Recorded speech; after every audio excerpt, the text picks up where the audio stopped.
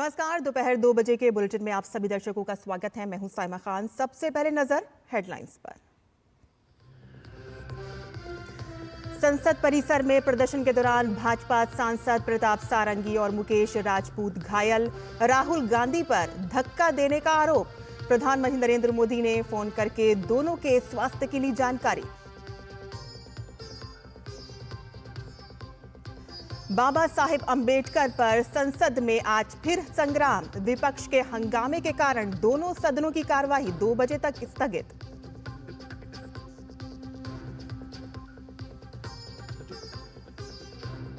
संभल सांसद जियाउर रहमान बर्क की बड़ी मुश्किलें। बिजली विभाग ने दर्ज किया बिजली चोरी का मुकदमा। एएसआई की टीम आज पहुंचेगी संभल। कल जुमे की नमाज के बाद होगा प्राचीन मंदिर और कुएं का सर्वे।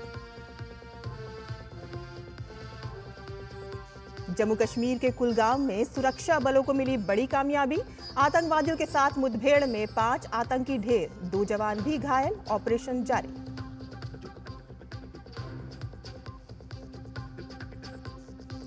और अमेरिका ने पाकिस्तान के खिलाफ की बड़ी कार्रवाई। बैलिस्टिक मिसाइल कार्यक्रम में योगदान देने वाले राष्ट्रीय विकास परिषद सहित 4 संस्थाओं पर लगाया प्रतिबंध।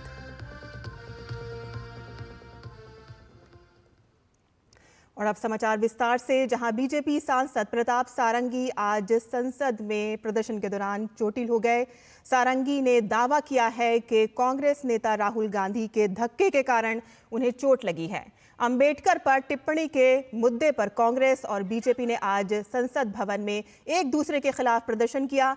राहुल और प्रियंका गांधी वाड्रा ने भी संसद परिसर में प्रदर्शन में भाग लिया।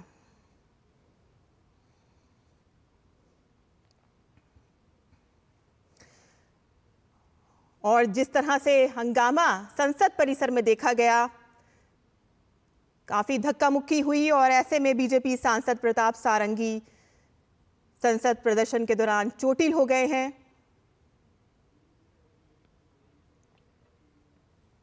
एमपी को धक्का लगा, मेरे ऊपर गिर पड़ा और मैं नीचे सीढ़ी के ऊपर में। Excuse me, I have hand on his injury. और राहुल गांधी ने आकर के एमपी को धक्का लगा, वो मेरे ऊपर गिर पड़ा और मैं। कहाँ चोट लगी सर आपको, कहाँ चोट लगी?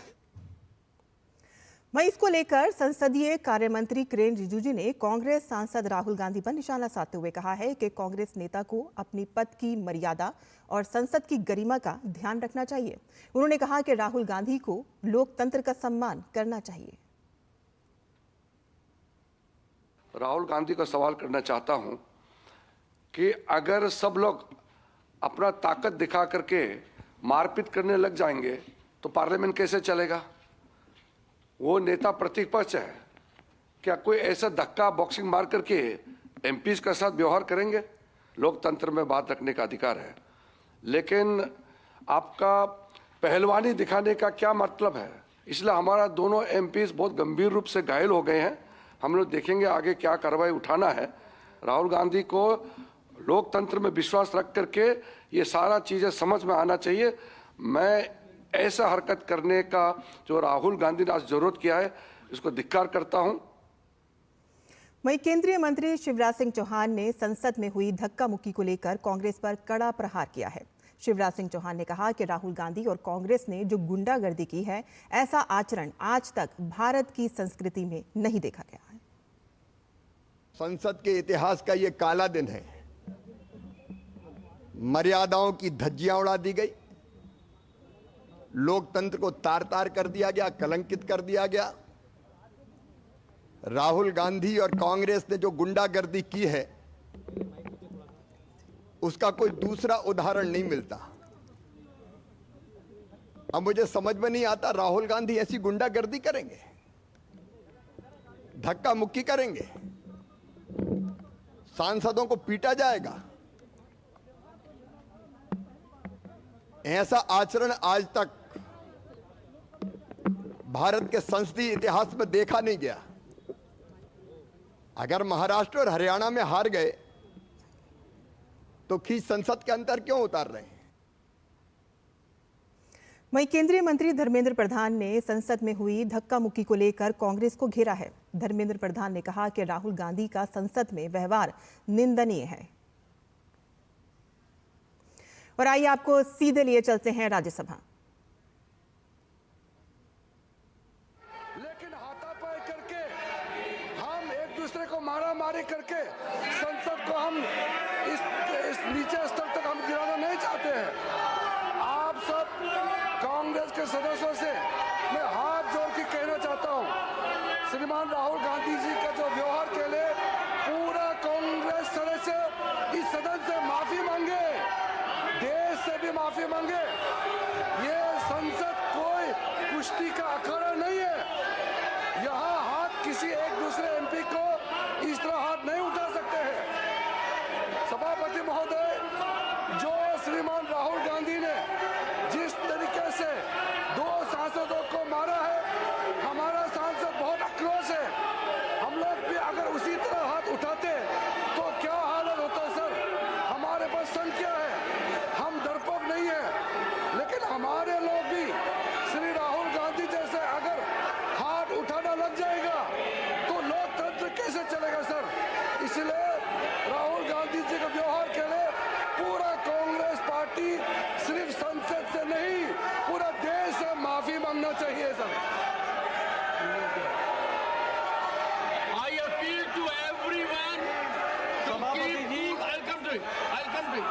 I appeal to everyone. We must engage in dialogue. We must ensure democracy prospers. Leader of the House.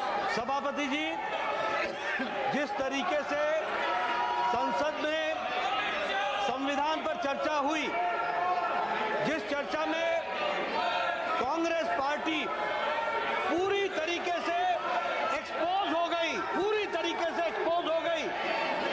इनका कर्तृत्व 75 साल में किस तरीके से संविधान के साथ इन्होंने तोड़ मोड़ करके उसका दुरुपयोग करने की कोशिश की, ये भारत की जनता तक पहुंचा इस सदन के माध्यम से, जिसके कारण ये बौखला गए हैं, आपा खो बैठे हैं। और आज जो लीडर ऑफ ऑपोजिशन श्रीमान राहुल गांधी ने जिस तरीके से आज गैर प्रजातांत्रिक तरीके से प्रजातांत्रिक व्यवस्था में लोग जो हमारे सांसद थे वो प्रदर्शन कर रहे थे, उनके साथ धक्का मुक्की की, जिसमें हमारे 2 सांसद घायल हुए, हॉस्पिटल में भर्ती हुए, उनका इलाज चल रहा है। और जो हमारी बहन कोनियाक जो महिला सदस्य इस हाउस की है, उसको जिस तरीके से लीडर ऑफ ऑपोजिशन ने धक्का दिया, वो शारीरिक और मानसिक प्रताड़ना के बराबर है और ये प्रिविलेज का विषय है। I have received a communication from Konyak, Honorable Member Parliament, and she has met me in my chamber also. I am looking into it.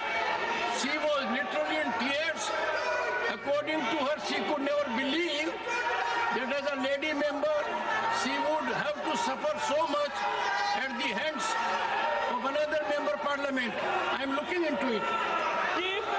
सभापति जी, मैं ये कहना चाहता हूं कि यह सदन इस घटना की कड़े शब्दों में निंदा करता है और मैं प्रस्ताव लाना चाहता हूं कि जो हमारे लोकसभा के लीडर ऑफ ऑपोजिशन हैं, उनके कृत्य के लिए आज जो उन्होंने किया है, उसको कड़े शब्दों में यह सदन कड़े शब्दों से निंदा करता है, भर्त्सना करता है। Rahul ji, Shri Tiruchi Shiva, point of order. Sir, Your point of order. sir, Go ahead. This Mr. is- Tiruchi Shiva. sir, this is one side. This is the version of one side, sir. तो आपने देखा कि किस तरह से राज्यसभा में जबरदस्त हंगामा चल रहा है। सुबह जो प्रदर्शन के दौरान बीजेपी के नेता प्रताप सारंगी जो घायल हो गए थे, उसको लेकर सदन में जोरदार हंगामा है। सभी सांसद एकजुट होकर ये कह रहे हैं कि ये हरकत बेहद निंदनीय है। किरेन रिजिजू ने साफ तौर पे कहा है कि ये सदन जो है वो कोई ताकत दिखाने की जगह नहीं है और राहुल गांधी को इसके लिए माफी मांगनी चाहिए। और साथ ही जेपी नड्डा ने भी साफ तौर पे कहा है कि जो ये हरकत हुई है वो बेहद निंदनीय है। किरेन रिजिजू ने कहा कि संसद जो है वो ताकत दिखाने की जगह नहीं है और राहुल गांधी को अपने किए हुए पर माफी मांगनी चाहिए। और राहुल गांधी की हरकत को सभी ने एकजुट होकर निंदनीय उसको करार दिया है। और नेता प्रतिपक्ष का पहलवानी दिखाकर साथी सांसदों के साथ व्यवहार अलोकतांत्रिक है। भाजपा सांसद ने निंदनीय प्रस्ताव लाने की भी बात कही है। भाजपा सांसद नेता प्रतिपक्ष का व्यवहार अमर्यादित है। देखा जा रहा है कि राज्यसभा में जोरदार हंगामा इस वक्त चल रहा है। किरेन रिजिजू ने संसद ताकत की जगह नहीं है और आपको एक इस वक्त की खबर बता देते हैं कि राज्यसभा कल तक के लिए स्थगित कर दी गई है। जिस तरह से हमने सुबह देखा कि बीजेपी सांसद प्रताप सारंगी संसद में प्रदर्शन के दौरान चोटिल हो गए और पूरी तरह से उन्होंने कहा है कि राहुल गांधी की तरफ से उनको धक्का दिया गया, जिसके बाद वो जमीन पे गिर गया, उनके चोटें आई हैं। और जैसे ही कार्रवाई इस वक्त शुरू हुई राज्यसभा की, हमने देखा कि किस तरह से हंगामा शुरू हुआ है। ऋषि कुमार इस वक्त संसद से हमारे साथ जुड़ गए हैं। ऋषि, क्या ताजा जानकारी है आपके पास? देखिए, अभी राज्यसभा की कार्यवाही भी कल सुबह 11 बजे तक के लिए स्थगित कर दी गई है, लेकिन आज राज्यसभा में जो अभी तथ्य सामने आए हैं वो बेहद चौंकाने वाले हैं, क्योंकि बीजेपी की नागालैंड से सांसद एस फांगनेर ने अभी सदन के अंदर खड़े होकर इस बात की जानकारी दी कि जब वो धरना प्रदर्शन चल रहा था उस समय उनकी पार्टी की तरफ से भी वो प्रदर्शन में शामिल थी। इस घटना के दौरान उन्होंने आरोप लगाया कि नेता प्रतिपक्ष राहुल गांधी उनके बहुत करीब आए और वो बेहद असहज हो गईं। इस पूरे बयान के बाद सभापति ने भी कहा कि एक लेडी एमपी के साथ इस तरीके का व्यवहार को लेकर वो बेहद चिंतित है और इस पर वो संज्ञान लेंगे। साथ ही साथ नेता सदन जेपी नड्डा ने भी साफ कहा कि कांग्रेस एक तरीके से बौखला गई है और संविधान पर चर्चा के दौरान जो तथ्य निकल कर आए हैं और जो देश ने सुना है उसके प्रतिक्रिया के स्वरूप में अब वो इस तरीके का व्यवहार विपक्ष की तरफ से किया जा रहा है। और उन्होंने विपक्ष के नेता राहुल गांधी के व्यवहार की कड़े शब्दों में न सिर्फ निंदा की, कहा कि पूरा सदन उनके इस व्यवहार की निंदा करता है। तो कुल मिलाकर इस पर विपक्ष के सांसदों का हंगामा बढ़ गया और सदन में हुए व्यवधान के कारण सदन की कार्यवाही कल सुबह 11 बजे तक के लिए स्थगित करनी पड़ी।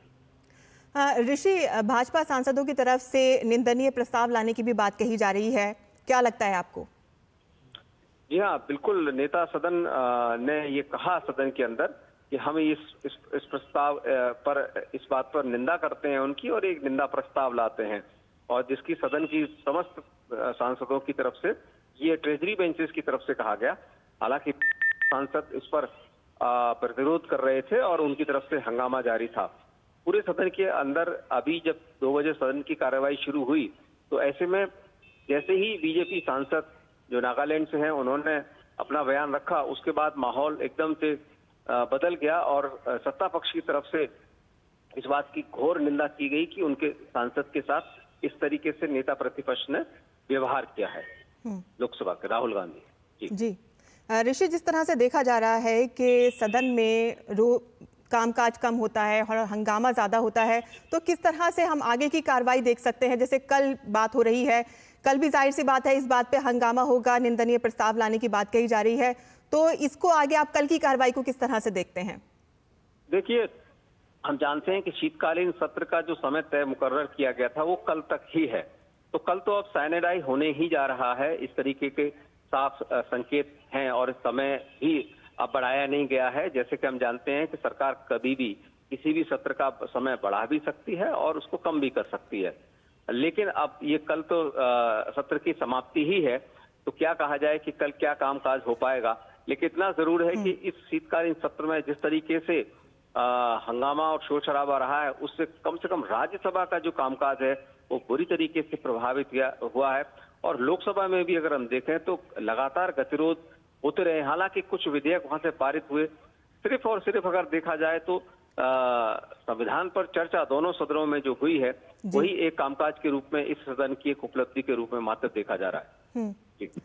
ऋषि, जिस तरह से ये भी कहा जा रहा है कि निंदनीय प्रस्ताव लाने की कल बात कही गई है और कल आप बता रहे हैं कि आखिरी दिन है, लेकिन हम एक दिन उसको बढ़ा भी सकते हैं, घटा भी सकते हैं, तो कहाँ तक आपको लगता है कि राहुल गांधी का साफ तौर पे सारंगी ने जो नेता हैं प्रताप सारंगी, उन्होंने कहा है कि उन्होंने मुझको धक्का दिया है, तो कहाँ तक आपको लगता है कि ये मामला ये कैसे सुलझेगा और ये क्या बात होगी इस पे? देखिए, अब ये मसला बहुत ज्यादा सियासी हो गया है। एक तो इसमें आरोप प्रत्यारोप का दौर शुरू हो गया है। एक तरफ से विपक्ष का भी आरोप है, सत्ता पक्ष का भी आरोप है। ऐसे में अभी हमने देखा है कि जो बीजेपी सांसद सारंगी हैं उनको चोट आई है, उनको अस्पताल में भर्ती कराया गया है और बीजेपी की तरफ से इस मामले में जो कहा जा रहा है कि कानूनी कार्रवाई भी की जा सकती है। और अगर ये सब चीजें बढ़ती हैं तो और ज्यादा जो सत्ता पक्ष और विपक्ष है उसके बीच में जो व्यवधान और गतिरोध है वो बढ़ने के ही आसार हैं, क्योंकि हमने देखा है शीतकालीन सत्र के दौरान कोई भी इस तरीके से प्रयास आगे नहीं बढ़ पाए जिससे कि गतिरोध टूटे और कामकाज आगे बढ़े। सिर्फ और सिर्फ संविधान पर चर्चा के दौरान ही ऐसा देखने को मिला कि गतिरोध नहीं है और चर्चा लोग पार्टिसिपेट कर रहे हैं। तो ऋषि, क्या हम ये कह सकते हैं पूरी कि घटनाक्रम में देखें, आज का जो घटनाक्रम रहा है खास तौर से, जिसमें कि सत्ता पक्ष और विपक्ष के जो सांसद हैं उनका जो प्रदर्शन था बाबा साहब के अपमान को लेकर, बीजेपी के सांसदों ने सबसे पहले इस प्रदर्शन की शुरुआत की। उनके तमाम सांसद और एनडीए के सांसद उनके साथ आए और उन्होंने कांग्रेस पर आरोप लगाया। खास तौर से कांग्रेस सरकार के दौरान बाबा साहब के ऊपर जो अपमान करने का, उनके साथ न्याय न करने का जो तमाम आरोप था उसको लेकर उन्होंने प्रदर्शन किया। इसके जवाब में जब हम देख रहे थे कि प्रदर्शन कांग्रेस और उसके साथी दल के साथ तरफ से भी किया जा रहा था, तो वो भी आज उसी जगह पर प्रदर्शन के दौरान आए और उस दौरान दोनों पक्षों के प्रदर्शन के बीच में आज इस तरीके का घटनाक्रम हुआ जो कि बहुत निंदनीय है और जो हमारे लोकतांत्रिक परंपराओं को कहीं से भी जी। ऋषि, आपसे ये जानना चाहेंगे कि क्या ऑपोजिशन लीडर की तरफ से भी इस मामले को लेकर कोई बयान सामने आया है? कुछ उन्होंने कहा इस मामले को लेकर?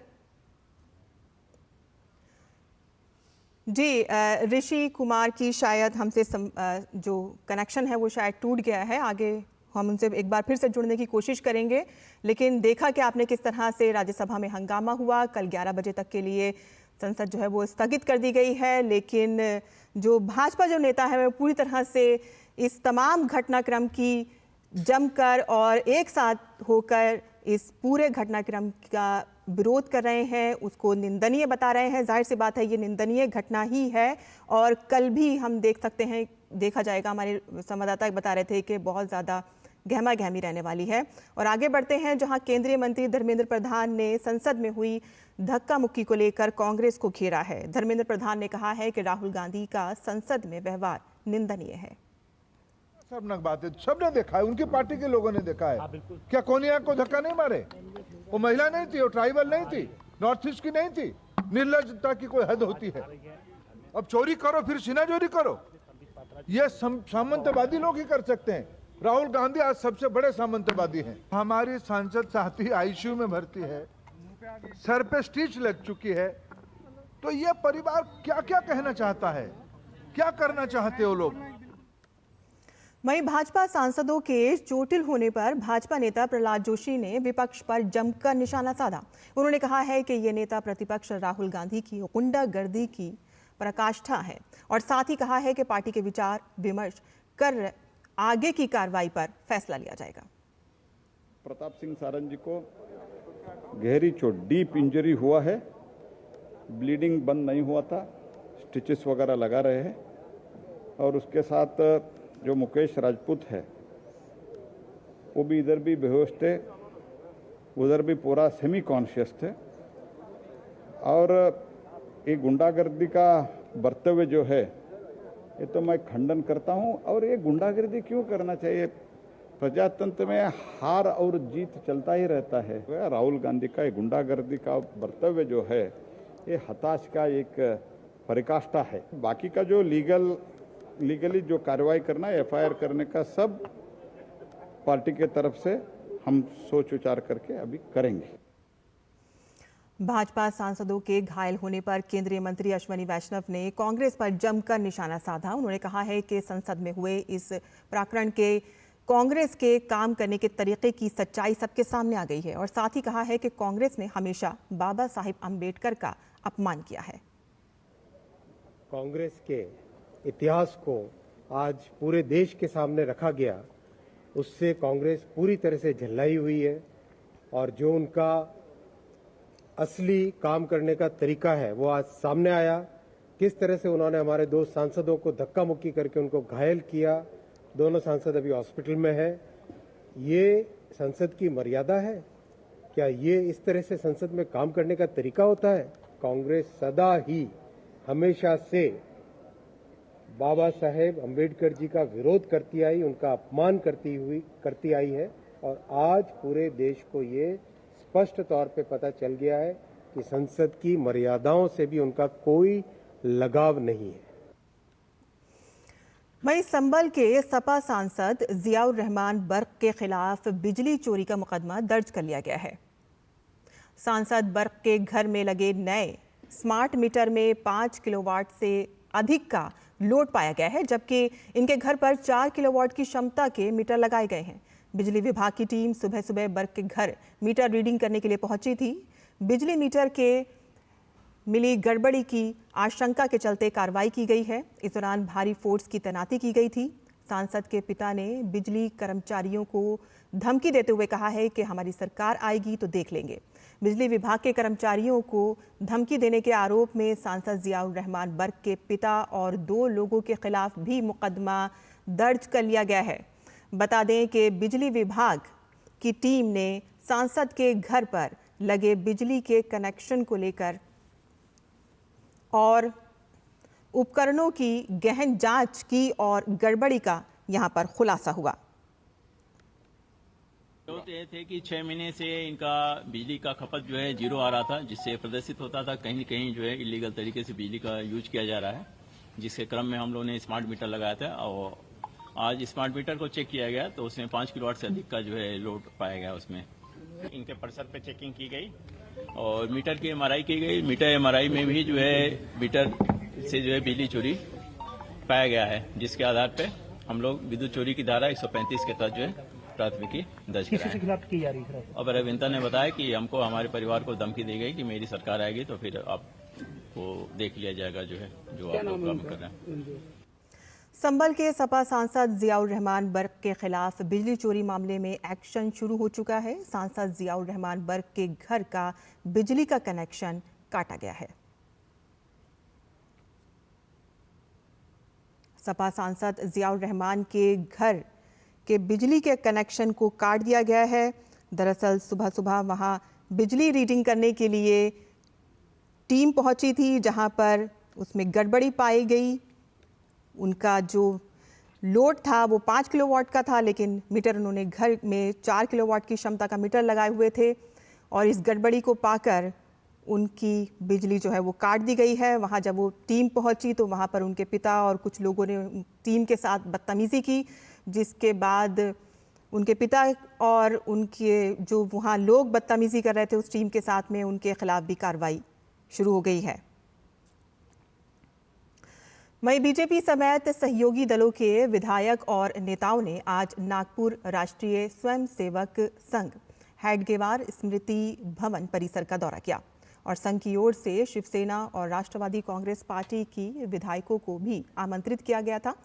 महाराष्ट्र विधानसभा शीतकालीन सत्र 2024 के दौरान बीजेपी विधायक हर साल सत्र के दौरान एक सुबह संघ के हेडगेवार स्मृति भवन परिसर में जाते हैं और आज इस अवसर पर विधायक संघ के पूर्व प्रमुख डॉक्टर हेडगेवार और दूसरे सरसंचालक गोलवलकर ने गुरुजी के स्मारक स्थल का दौरा किया। इस दौरान संघ ने के पद अधिकारी विधायकों को संघ के कार्यों की जानकारी देकर बौद्धिक मार्गदर्शन भी देते हैं। और ये एक तरह की परंपरा है जहां पर हर सुबह जब भी साल में सत्र शुरू होता है तो एक सुबह संघ के जो विधायक हैं और नेता हैं वो यहाँ हेडगेवार स्मृति भवन परिसर में जाते हैं और आज सुबह भी वो वहाँ पर पहुँचे।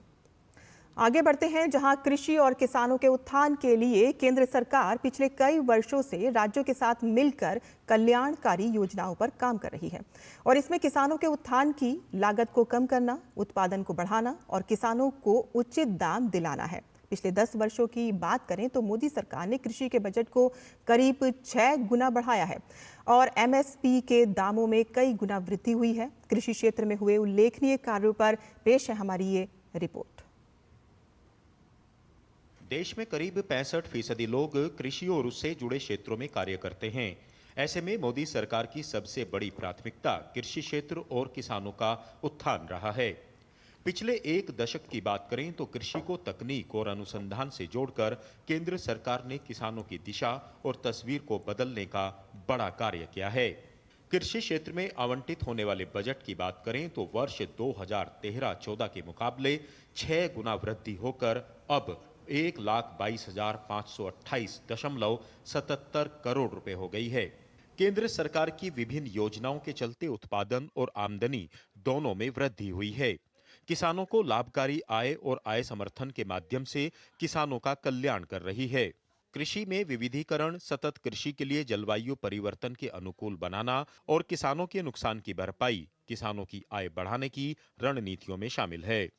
प्रधानमंत्री श्रीमान नरेंद्र मोदी जी के नेतृत्व में किसानों की आय बढ़ाने के लिए निरंतर प्रयत्न किए जा रहे हैं और उन प्रयत्नों को अगर आप देखें तो हमने 6 सूत्रीय रणनीति बनाई है। पहला, उत्पादन बढ़ाना। दूसरा, उत्पादन की लागत कम करना। तीसरा, उत्पादन के ठीक दाम देना। चौथा, अगर प्राकृतिक आपदा आए तो नुकसान की भरपाई करना। पांचवा, कृषि का विविधीकरण और छठवां, जैविक और प्राकृतिक खेती को प्रोत्साहन। और इन उपायों के परिणाम स्वरूप माननीय अध्यक्ष महोदय 2019 में माननीय प्रधानमंत्री जी ने एक क्रांतिकारी फैसला किया कि फसलों के दाम, जो उत्पादन की लागत है उस पर कम से कम एमएसपी के दाम 50% लाभ देकर घोषित किए जाएंगे और तब से घोषित हो रहे हैं लगातार। मोदी सरकार 24 फसलों पर उत्पादन की लागत का 1.5 गुना न्यूनतम समर्थन मूल्य पर खरीदी कर किसानों को आर्थिक रूप से मजबूत बना रही है। वर्ष 2023-24 में रबी सीजन में 6.41 लाख मिलियन टन दालों की एमएसपी पर खरीदी हुई, जिसमें 4,820 करोड़ रुपए किसानों को दिए गए। इसके अलावा 12.19 लाख मिलियन टन तिलहन की खरीदी एमएसपी पर हुई, जिसमें 6,900 करोड़ रुपए किसानों के खातों में गए।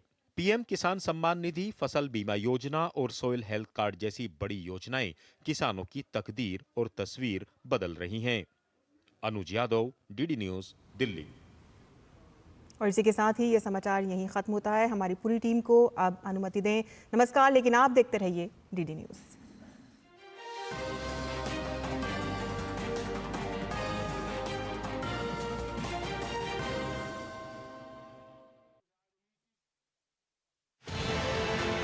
साइबर अलर्ट में इस बार आपको बताएंगे कैसे सोशल मीडिया से आपकी जानकारी चुरा रहे हैं ये साइबर अपराधी। मेरे फादर को कॉल जाती है मेरी फैमिली में कि आपका बेटा उत्तराखंड के किसी होटल में गलत काम करते हुए पकड़ा गया है। मुझे एक अनजान मोबाइल नंबर से फोन किया जाता है। फोन करने वाले व्यक्ति ने अपना परिचय मेरे मित्र के रूप में दिया।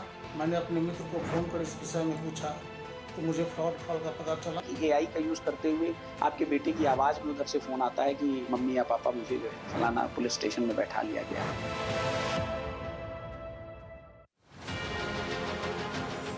प्रधानमंत्री नरेंद्र मोदी ने कैसे अपनी रचनात्मक क्रियाशीलता से देश और दुनिया को दिखाई एक नई राह, वैश्विक राजनीति को दिया एक नया दृष्टिकोण।